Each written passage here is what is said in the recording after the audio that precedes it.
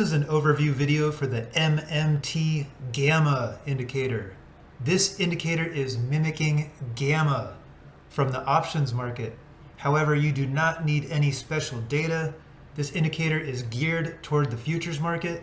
It prints the gamma oscillator. It also prints the bar color and these arrows. It also prints these strong gamma levels. The blue lines change throughout the day. They update on bar close. It's scanning for the top strongest amount of gamma spikes at different price points. You can choose how many of these lines the indicator will display.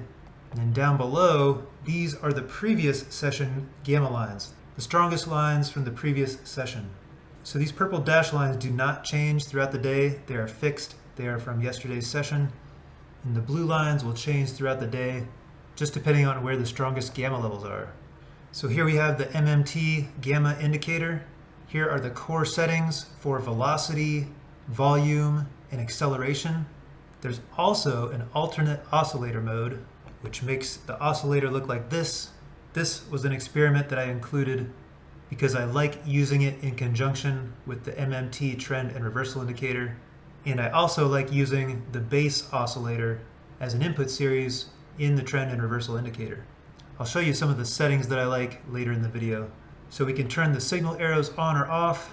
We can apply a smoothing to the signals. By default, it's set to a 3-period EMA. You can choose the color and the offset for the arrows. You can turn the bar painting or the candle outline on or off. So here is the strong current gamma levels. Right now it's looking back 500 bars for the gamma levels.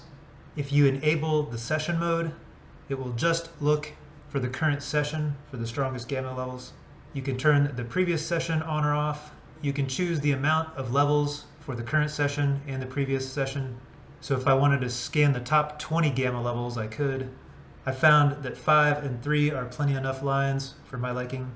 You can choose the color, opacity, width, and style of both of the lines. And we have a couple of plots available for the oscillator and for the acceleration, which will change depending on if you're in regular mode or the alternate oscillator mode. If you're getting too many signals, you can also bump up these numbers, and that will change everything, the signals, the bands, the oscillator. See, we get some very different signals there. But I'm currently enjoying the default settings. So let me show you another way that I like to use the MMT gamma.